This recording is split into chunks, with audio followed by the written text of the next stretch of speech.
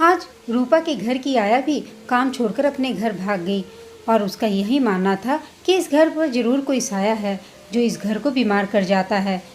शोभा ने उसे कितना समझाया कि ऐसी कोई बात नहीं और उसे उस छोटे से बच्चे का वास्ता भी दिया कि वह अकेले कैसे रहेगा, मगर आया नहीं मानी और चली गई। दोपहर में शोभा उसे खाना पहुंचा गई और तमाम सावधानियां बरतने की सलाह दे डाली, मगर 6 साल का बच्चा आखिर क्या समझा होगा। आखिर वह मुन्ना से साल भर ही तो छोटा है। मगर मुन्ने का सवाल अपनी जगह था। कुछ सोचते हुए वह बोली, अरे ऐसा कुछ नहीं है। उसके मम्मी पापा दोनों ही बाहर नौकरी करने वाले ठहरे। शुरू से उसकी अकेले रहने की आदत है, तुम्हारी तरह डरपोक थोड़ी ही है। मुन्ना बोला, जब किसी के मम्मी पापा नहीं होंगे तो कोई भी डरेगा ना मम्मी। वह बोल ही रहा था। आया भी चली गई है, अब वह क्या करेगा। अब ज़्यादा सवाल जवाब मत करो, मैं उसे खाना नाश्ता दे दूंगी और क्या कर सकती हूँ। बहुत हुआ तो उसे फ़ोन पर बात कर लेना।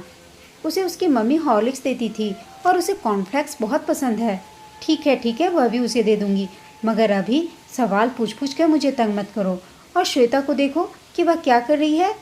मम्मी, श्वेता अपने खिलौनों की बास्केट खोले पापा के पास बैठी खेल रही है। ठीक है, तो तुम भी वहीं जाओ और उसके साथ खेलो। मुझे किचन में बहुत काम है। काम वाली नहीं आ रही है आज। मगर मुझे खेलने का मन नहीं करता मम्मी, और पापा टीवी खोलने नहीं देते। ठीक ही तो करते हैं पापा। टीवी में केवल कोरोना के डरावने समाचार आते हैं, फिर वे कंप्यूटर पर बैठे ऑफिस का काम कर रहे होंगे। उसने उसे टालने की गरज से कहा, तुम्हें मैंने जो पत्रिकाएं और किताबें लाकर दी हैं उन्हें जाकर पढ़ो। किचन का सारा काम समेटकर शोभा कमरे में जाकर लेट गई तो उसके सामने किशोर का चेहरा उभर कर आ गया। ओह, इतना छोटा बच्चा कैसे अकेले रहता होगा। उसके सामने राजेश जी और उनकी पत्नी रूपा का अक्स आने लगा था। पहले राजेश जी ही 1 सप्ताह पहले अस्पताल में भर्ती हुए थे और 3 दिनों पहले ही उनकी पत्नी रूपा भी अस्पताल में भर्ती हो गई। अब सुनने में आया कि रूपा आईसीयू में है और उसे ऑक्सीजन दी जा रही है। अगर शोभा के साथ भी ऐसा होता तो मुन्ना और श्वेता का क्या होता। बहुत अच्छा होगा कि रूपा जल्दी घर लौट आए और अपने बच्चे को देखे। राजेश जी अपने किसी रिश्तेदार को बुला लेते या किसी के यहाँ किशोर को भेज देते तो कितना ठीक रहता, मगर अभी के दौर में रखेगा भी कौन। सभी तो इस छूत की बीमारी कोरोना के नाम से ही दूर भागते हैं। वैसे राजेश जी भी कम नहीं है। उन्हें इस बात का अहंकार है कि वे एक संस्थान में उपनिदेशक हैं, पैसे और रसूख वाले हैं। रूपा भी बैंक कर्मी है तो पैसों की क्या कमी, मगर इनके पीछे बच्चे का क्या हाल होगा, शायद यह भी तो उन्हें सोचना चाहिए था। उन लोगों के रूखे व्यवहार के कारण ही नीरज भी उनके प्रति तटस्थ ही रहते हैं। किसी एक का अहंकार दूसरे को सहज भी तो नहीं रहने देता। रूपा भी एक तो अपनी व्यस्तता के चलते, दूसरे अपने पति की सोच की वजह से किसी से कोई खास मतलब नहीं रखती। वह तो उनका बेटा शोभा के विद्यालय में पढ़ता है जिसमें मुन्ना भी पढ़ता है। फिर एक ही अपार्टमेंट में आमने सामने रहने की वजह से वे मिलते जुलते भी रहते हैं। इसलिए मुन्ना ज़रूरत से ज़्यादा संवेदनशील हो सोच रहा है। सोच तो शोभा भी रही है, मगर इस कोरोना की वजह से वह उस घर में चाहकर भी नहीं जा पाती और न ही उसे बुला पाती है। शाम को शोभा के घर की घंटी बजी तो उसने घर का दरवाज़ा खोला। उसके सामने हाथ में मोबाइल फ़ोन लिए बदहवास सा किशोर खड़ा था। वह बोला, आंटी, अस्पताल से फ़ोन आया था। घबराए स्वर में किशोर बोलने लगा, आंटी, उधर से कोई कुछ कह रहा था लेकिन मुझे कुछ समझ नहीं आया। बाद में कोई पूछ भी रहा था कि घर में कोई बड़ा नहीं है क्या। शोभा असमंजस में पड़ गई। बच्चे को घर के अंदर बुलाऊं कि नहीं। जिसके माँ बाप दोनों ही संक्रमित हों उसके साथ क्या व्यवहार करना चाहिए। फिर भी ममता ने जोर मारा।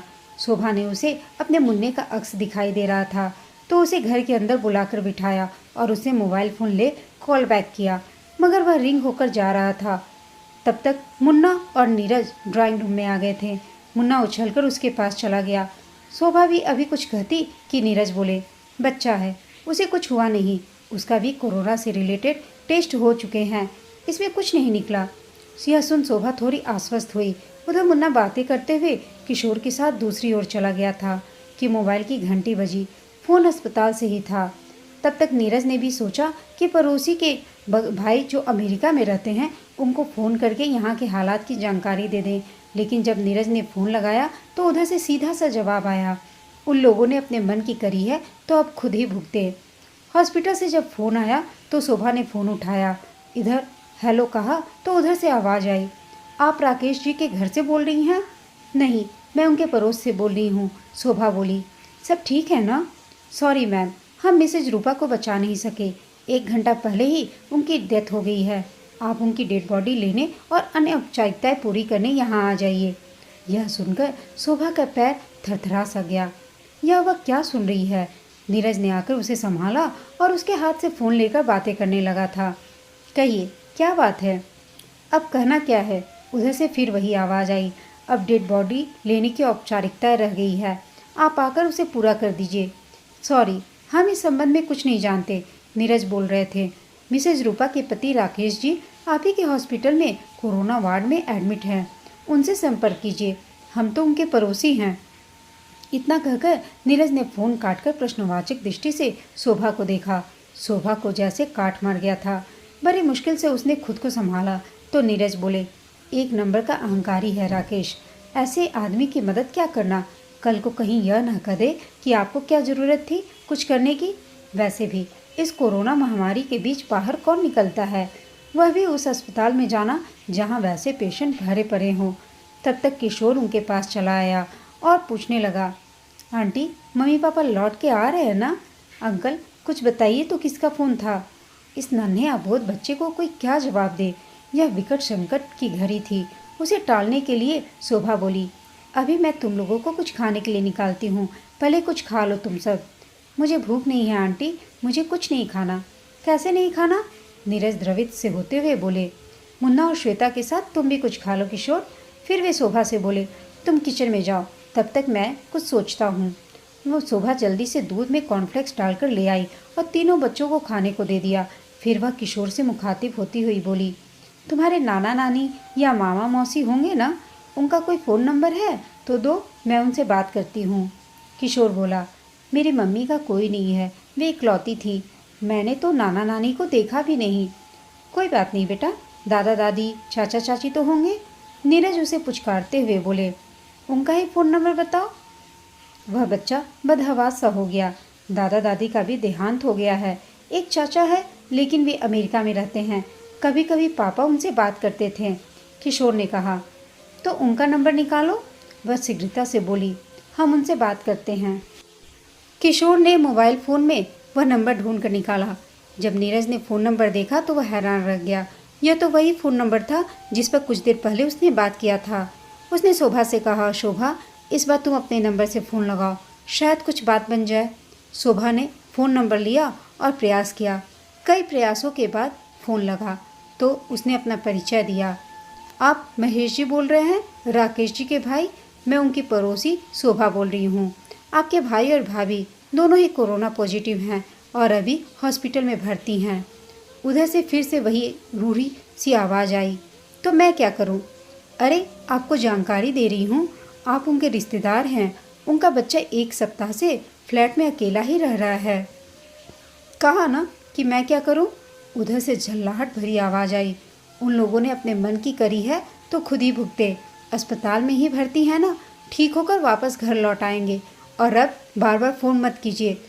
नीरज ने शोभा को इशारा किया तो वह उनका इशारा समझ बच्चों को अपने कमरे में ले गई और फ़ोन पर धीरे से बोले, आपकी भाभी की डेथ हो गई है। मैंने अभी थोड़ी देर पहले अपने नंबर से भी आपको कॉल किया था। उधर से फिर वही झुंझलाहट भरी आवाज़ आई, तो मैं क्या कर सकता हूँ? मैं भी अमेरिका में हूँ, यहाँ भी हज़ारों परेशानियाँ हैं, मैं चाहकर भी कुछ नहीं कर सकता। अरे कुछ नहीं कर नहीं सकते ना सही, मगर बच्चे को फ़ोन पर तसल्ली तो दे लो। मगर तब तक उधर से कनेक्शन कट चुका था। यह तो अपने भाई से भी बढ़कर खरूस निकला। नीरज बड़बड़ाए और उसकी ओर देखते हुए फ़ोन रख दिया। तब तक किशोर आ गया था। आंटी, मैं अपने घर नहीं जाऊंगा, मुझे मेरी मम्मी के पास पहुंचा दो, मुझे वहीं जाना है।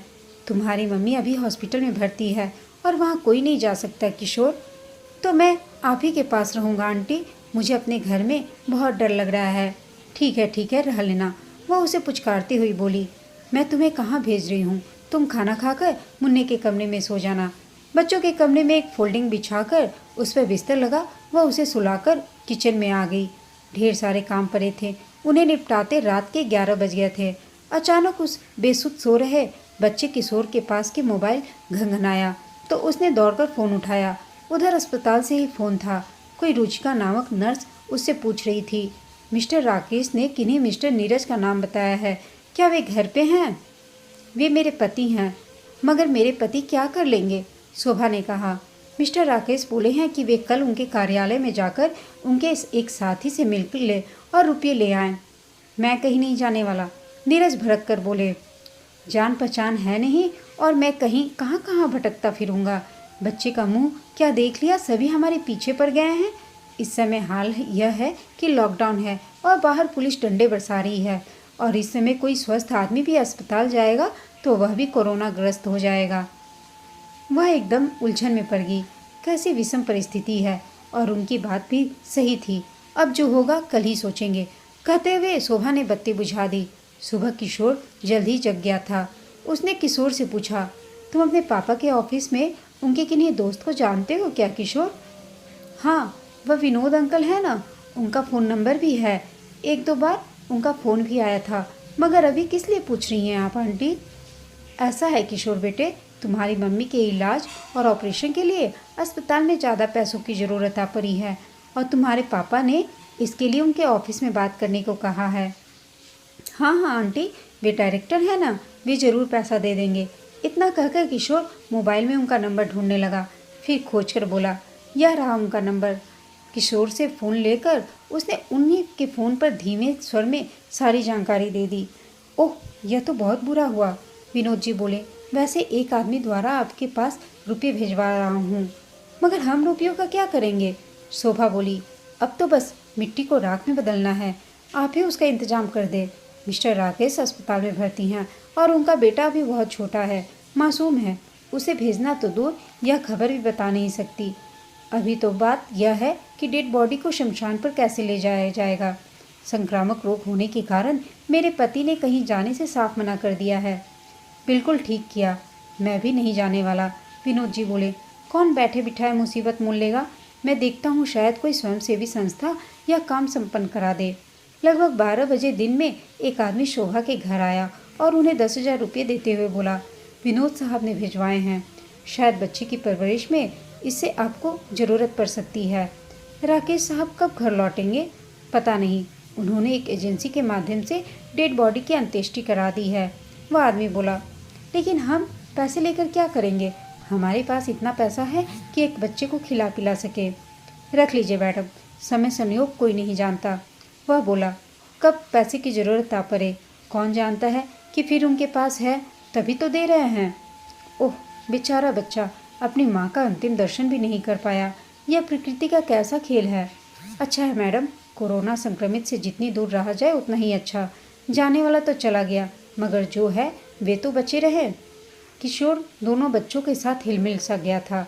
मुन्ना उसके साथ कभी मोबाइल देखता तो कभी लूडो या कैरम खेलता। 3 साल की श्वेता उसके पीछे पीछे डोलती फिरती थी और किशोर भी उसका ख्याल रखता था। उसे कभी कभी किशोर पर तरस आता कि देखते देखते उसकी दुनिया कैसे उजड़ गई। यह शोभा सोच रही थी, बिन माँ के बच्चे की हालत क्या होती है यह वह अनेक जगह देख चुकी है। रात 10 बजे जब वह सभी को खिला पिलाकर निश्चिंत हो सोने की तैयारी कर रही थी कि तभी फिर से अस्पताल से फ़ोन आया। तो पूरे उत्साह के साथ मोबाइल उठाकर किशोर बोला, हाँ भाई बोलो, मेरी मम्मी कैसी हैं? कब आ रही हैं वे अपने घर? घर में कोई बड़ा है तो उसको फ़ोन दो। उधर से आवाज़ आई, उनसे ज़रूरी बात करनी है। किशोर अनमने भाव से फ़ोन लेकर नीरज के पास गया और बोला, अंकल आपका फ़ोन है, कहिए क्या बात है? वे बोले, राकेश जी कैसे हैं? ही इज़ नो मोर, उनकी आधे घंटे पहले डेथ हो चुकी है। मुझे आपको इन्फॉर्मेशन देने को कहा गया है, सो फ़ोन कर रही हूँ। आगे की बात नीरज से सुनी नहीं गई और फ़ोन रख दिया। फ़ोन रखकर वे किचन की ओर बढ़ गए। वह किचन से हाथ पोंछते हुए बाहर निकल ही रही थी कि उसने मुंह लटकाया नीरज को देखा तो घबरा गई शोभा।